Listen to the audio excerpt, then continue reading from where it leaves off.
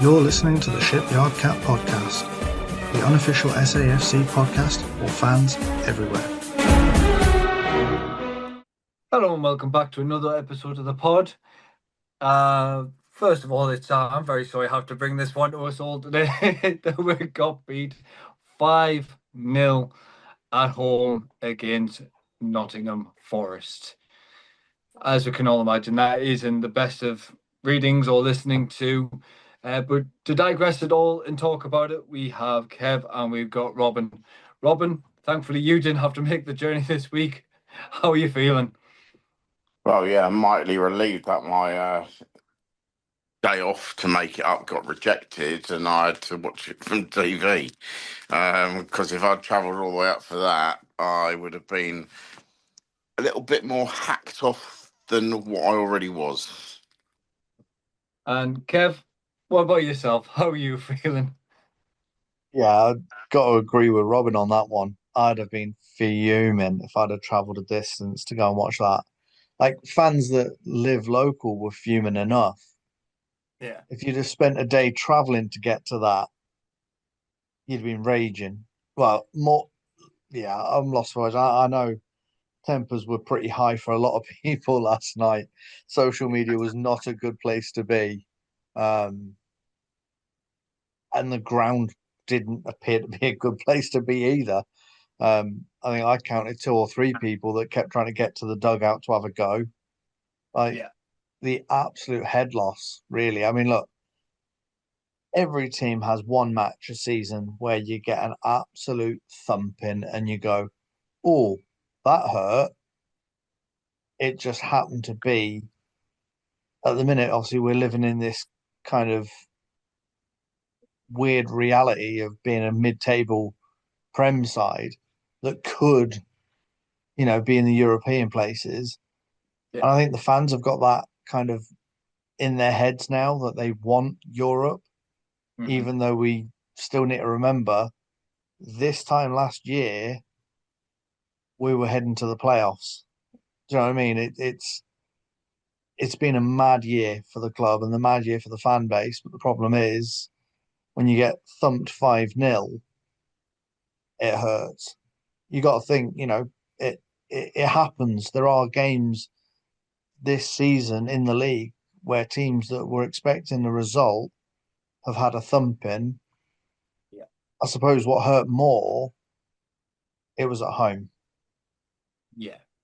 You've hit the nail on the head. And I think that's what stings the most, I would say, for the fans is the fact being, yes, it hurts when you're away and you lose 5-0, but to be 5-0 down at home and 4-0 at that being at half time spoke volumes. Obviously, Regis's, before we touch on the performance and things like that, I want to touch base on Regis's comments because he was asked, what is your thoughts on effectively Nordi and Xhaka basically disagreeing with the fans at half time?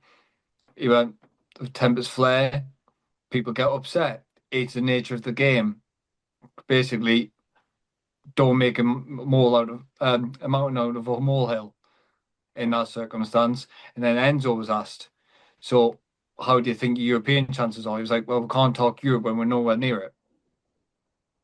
So it's clearly and obvious this result has hurt a hell of a lot more than the 4-3 loss that we had against Villa.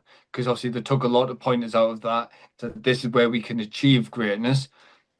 Don't get me wrong, when Ballard's goal went in and I got obviously ruled offside, which we'll discuss later, I was one of those that were chanting, we're going to win 5-4. I'm not going to lie, because after the Villa thing, I thought we could have done something, a miracle. But I digress. Overall, lads, your take on that diabolical game. If you've got the words. So where do we start? I mean, the thing is, it's like bizarre. I mean, the defending was awful. Yes. And that's the thing. And I mean, defending was poor against Villa. It seems like they've just switched off. Look, their first goal had an awful lot of luck about it. Mm-hmm. I mean, the header was going back across goal. It wasn't even going towards the goal. It was going away from the goal. And it hits the back of Trey Hume's head and goes in. That's unfortunate. You know, the second goal, it was suicidal by Bruce. I mean, I don't understand what he was trying to do there. You know, there was that pass was not on. You know, it was just all too tight, and it's that thing that we spoke about. You know, on the preview about position of the ball and this, like, when you got teams from the kickoff just putting the ball out to get and press down in the opposition's final third. Yet when the game starts, then you're playing suicidal passes at the back rather than actually get the ball up the field and away from your own goal.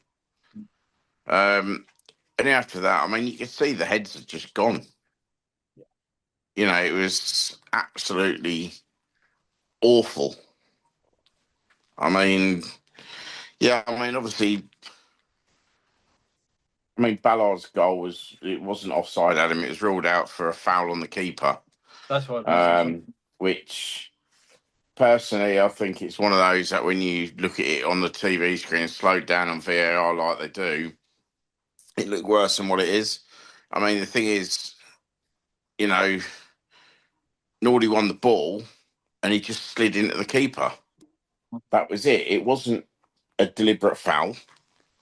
You can have contact, but they're saying he impeded the keeper, but he'd actually won he'd got the ball. I think that's one of those that on another day, that doesn't get ruled out. Yeah.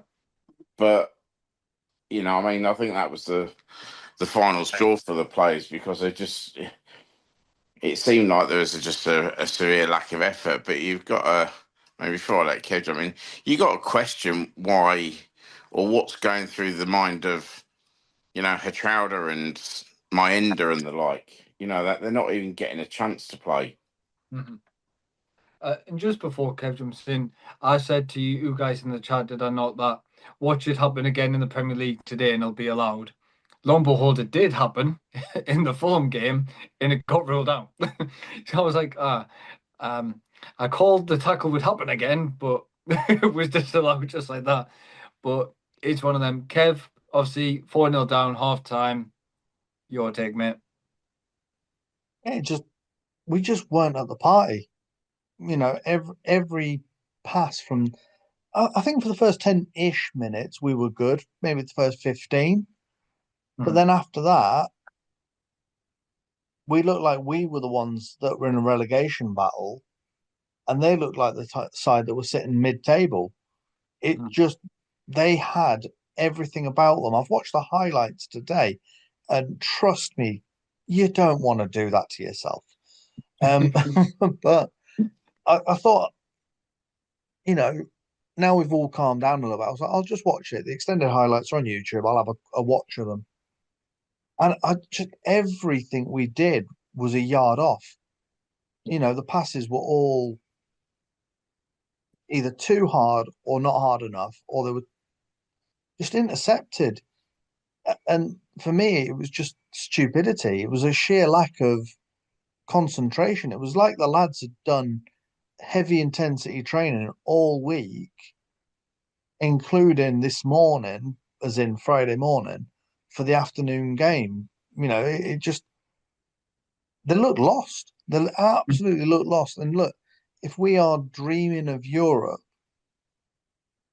we need to recruit because the lads are too knackered to manage a Premier League season. Never mind then the additional, games required for Europe. I mean, was that Forrest's 40-something, 50-something game this season because of a bit obviously being in various cups and Europe? Well, yeah, I mean, they got a semi-final of the Europa League this week. We ain't ready for that. Like, respectfully, as nice as it would be to have a tour of Europe, we ain't ready because I don't want us to end up in the position that they found themselves in, going on a European run and then sitting in the danger zone of the Premier League. I would rather have a couple of comfortable seasons in the Prem and then build on to Europe. Because, yeah, watching those highlights back, yeesh, there's just too much risk involved for me. Alderete, I I like the player, but he just seemed panicked. And the commentators on Sky were commenting on Sells thinking of changing his boots because he can't get traction. I mean, we play on that pitch week in, week out, and we seem to struggle as well. So I don't know if it was the conditions or what, but like you say, Roof's pass was just massively dangerous, and the hope of it being offside, like, no, when your luck's not in, you're going to get nothing. And I know last night we obviously had a little bit of a rant about the referee. I do feel he let too much go early on for them, because what then resulted is in the second half, when the same things were happening, it was almost like he wasn't sure whether or not to punish it at that point. And then the yellow card seemed to flow massively from the 70th minute. Well, by that point, 3 or 4 bad fouls have already happened. So players are then getting substituted before they do get a second yellow. But you can't blame it on that. You know, for me, Forrest wanted that more and needed that more than we did. Yeah. And I think that is a worry for me. We can't go plodding our way to the end of the season. Because if you finish, in my opinion, you know, and I could be wrong, you plod your way to the end of the season, you end up finishing 15th or 16th, you are going to be a less attractive prospect to players to stay or join you, because they'll go, oh, you're going to be one of them teams. You're going to be a 16th place Premier League side. If you're in the top half, so if you're 10 and up, players will come and join you thinking this is heading somewhere. Yeah, exactly. That hit the nail on the head, mate. Yeah. Don't get me wrong. The positive we can take somewhat out of it, for me personally, is second half. Obviously, Ronaldo came on in replace of Riggy. And to me, personally speaking, it looked like the lads then wanted it. They were a bit hungrier. Passes started working again. But instead of just taking a shot, we were trying to walk it in once again. I think that was the biggest frustration for a lot of the fans as well. Was like, if you got the ball outside the box, just smash it. Test the keeper. Go on, sorry. The other thing I was going to quickly mention was, and Robin, I think you were going to probably mention this as well, Forrest didn't want the ball. They knew our biggest weakness is possession. So Forrest were quite happy to give us the ball and say, do what you want with it. We're just going to counter on you. And I think when you look at the stats at the end of the game, we finished that match on 61% possession, Forrest 39%. And yet they hammered us. Because when they had the ball, they were efficient with it. When we had the ball, I think this is what you said, Robin, we spent so much time going sideways and backwards because we didn't know what to do. Yeah. And my word, why would no one shoot? I mean, that's it exactly. I mean, you look at them and the way they played, the ball was going forward and they had pace. You know, we had chances where we were going forward and then we just stopped and slowed it down. Yeah. You know, and it's sort of like no one's prepared to take that risk. I mean, I think it said on Sky last night when I was watching it, they only had 5 shots on target and each one went in the back of the net. Yeah. You know, they like Kev said, they were efficient. You know, we're not creating enough chances and we're not ruthless enough in front of goal. And like I said, you know, I mean, what's going through the players' minds that aren't getting game time after watching, obviously, the first half against Villa, and that last night. That was the thing for me. Just touching on what you've just said there, Robin, in regards to not creating enough clear-cut opportunities. I think I can say about 3-4 times we got down to the byline, played the ball back across. Somebody got a little flick back and there was nobody behind it. If somebody was behind it, that's a guaranteed goal, in my opinion. Like all it is then just a tap in because you've pulled out three defenders. It's just you versus the goalkeeper, and nobody was there.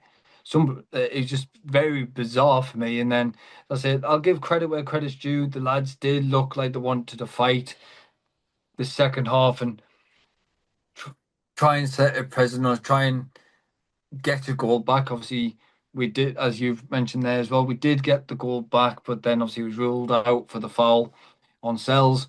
To me, it's a coming together. And as I said, it happened in the Fulham game today, and even the commentators were saying in the Fulham game, what's the player meant to do? If he's going for a ball, he will go for a ball. He challenges a keeper, but since the keepers are protected so much, it's a foul. Ridiculous, but hey, by the by. Um, should we just say we dust this one off and we go again against Wolves, who obviously today narrowly got beat by Spurs? But what the one thing I did enjoy about that game, I don't know about yourselves, is when they went 1-0 up, they were obviously overjoyed that they were out. They found out that Everton had just equalised just after they scored. In jubilation that they were out of the bottom three for the first time in a couple of weeks, just for West Ham in the 90th odd minute just to go, nah, we want you back in the relegation. Are we expecting Wolves to do the same thing as that they did to Spurs today, frustrate? Or I know we're going to obviously talk about this more and more, but I just wanted a brief idea of what you guys think. Do we think Wolves are going to go, you know what? We want to sting people and say, you want Europe? Fight for it. I mean, I think with Wolves, we'll come at that later in the week when we do the preview, really. But I mean, not being funny, but if any of them Wolves players saw that, they'll be looking forward to next week. Yeah. Because they'll be thinking we're just there for the taking, and they're probably hoping that they can get enough like points to get them above Burnley. I mean, I haven't looked at the table down there and see if it's mathematically possible for them or not. Yeah. But they won't want to finish bottom if they can get away with it. Mm-hmm. That's the thing. But I mean that's the pod in the week. That one. I mean, it's just like I say. It's just. I mean, to me, that was just an embarrassing loss. And I think, like I said, I mean, to make at 4-0 at half time to bring Rig off for Ronaldo and not bring the likes of Mayenda and Wilson and Gatrella on then to actually give them some game time just doesn't make any sense to me. Yeah, that was the one thing for me. Kev, in like obviously we're not managers. We obviously can't make these big executive decisions. Everyone pretends they're a football manager when it comes to it.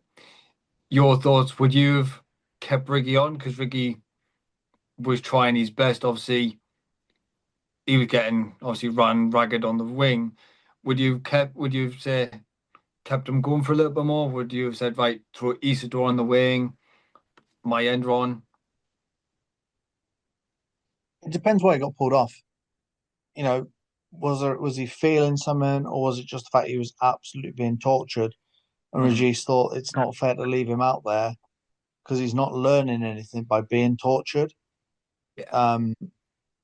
Nordy, a couple of times, if obviously you don't see this when it's on TV, a couple of times Nordy, when there was breaks in play, went to Regis and was basically highlighting that was our weak area. And that's not me being shady towards Rig, but Forrest realised that was their in and kept exploiting it. Now, whilst Reynaldo is like Bambi on ice and he does come across clumsy, he is able to stop attacks a lot better than Rig does. I felt Rig sometimes was just a little bit too attack minded. And this isn't me digging the lad out, but he wasn't tracking back enough. He wasn't getting back to defend quick enough. And it just leaves us weak to more attacks. And like we said a minute ago, Forrest were just efficient and clinical. Yeah. And I wonder if at half time it was, let's get Rig out of this situation because it's only But if it had just stayed the same way, it could have been a bigger scoreline than it was. Realistically, for me, that game finished 4-0, all bar that's, lack of concentration in the 90, whatever it was, minute, when obviously Anderson got his goal. To even manage to only concede one more in the second half when how bad the first half was. Yeah. Like I say, for me, you write this one off as a bad experience. Mm-hmm. The lads need to use that battering Mm-hmm. as fuel for the Wolves game to go and get another result, because without sounding like the pessimist here, lads, if Spurs win all 4 of their games and we lose all 4 of our games, you're still not safe. Yeah, exactly. Look, don't get me wrong, strange things happen, but you need a point to be safe right now. Yeah, indeed. Just a few last things I want to just touch base on there, and then if you guys have got any housekeeping, by all means, bring it to my attention. One of the ones the first thing I wanted to mention is the congratulations to the Tifo We Are Sunderland. That maiden Sunderland banner was just beautiful to see. Just having the local heroes on that, likes of Pickford. It actually had Riggy on. Believe it had Jill Scott on, things like that. It was nice to see those that are from the Sunderland area on a tifo going, you know what? This is brilliant. This is like for you guys. That was a nice little lovely touch. I don't know if you guys got a chance to see that on the TV. I panned to it once, but that was it. Yeah, I've seen more about it on social media today, and obviously I did catch the bit about it apparently ripping whilst it was being unveiled. But Yes. fair play, they managed to pull it together so it looked solid for the photographs and stuff. Yeah, I think in regards to the ripping, I feel sorry for them because obviously, as you know, as everyone knows how a tifo works, you roll it up and things like that. But as they were rolling it up, stewards were pulling it down, and it just went. Rip. So it's one of those. It happens, doesn't it, with the tifo when you least expect it. I think that was it. I did have another something, but it's completely gone out of my mind as usual. I'll probably be going on another tangent when we do the preview against Wolves. I think we should just call it short and sweet, lads. To be fair, I don't think there's much else to comment on the game. Have you guys got anything I missed other than crying my way home? I mean, obviously, the one bit of positive news this week is the new multi-year deal with Hummel. So we are due some more fantastic-looking kits, probably more retro stuff, and a massive hole in the bank account.